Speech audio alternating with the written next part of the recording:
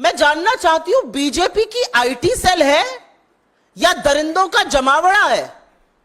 आपको याद होगा उत्तर प्रदेश के आईआईटी बीएचयू का वो गैंग रेप कांड, जिसमें सक्षम पटेल, कुणाल पांडे, आनंद चौहान जैसे लोगों का नाम आया था। ये सब शीर्ष नेतृत्व ही नहीं, प्रधानमंत्री मोदी के बड़े करीबी लोग। लेकिन ये बीजेपी की आईटी सेल के संयोजक, सह संयोजक और उसके सदस्य थे। तो दरिंदों का जमावड़ा है क्या बीजेपी की आईटी सेल? आज सवाल इस बात का है, आज सवाल इस बात का है कि बीजेपी की आईटी सेल में कैसे लोग हैं भाई? एक ध्रुव सक्सेना था, आईएसआई की मुखबिरी करते हुए पकड़ा गया था, हिंदुस्तान में मुखबिरी करता था आईएसआई के लिए। ये किन दरिंदों से, किन लोगों से भरा हुआ है बीजेपी की फेक न्यूज फैक्ट्री, बीजेपी की आईटी सेल? और बीजेपी में कितने महिला विरोधी लोग हैं भाई?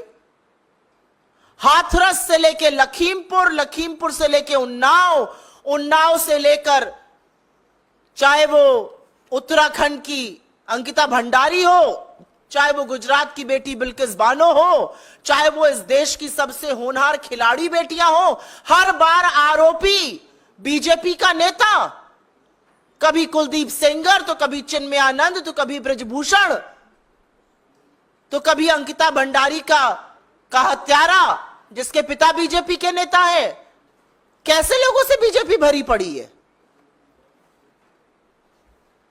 और सवाल इस बात का है कि इतने गंभीर आरोप आपके एक बड़े पदाधिकारी के खिलाफ लगे, लेकिन एक शब्द नहीं बीजेपी की ओर से, कोई प्रतिक्रिया नहीं, कोई उस पर एक्शन लेने की बात नहीं। तो आज सवाल इस बात का है कि सुई टपक सन्नाटे का सच क्या है? किसको बचाया जा रहा है? क्यों बचाया जा रहा है? किसके कहने पर बचाया जा रहा है?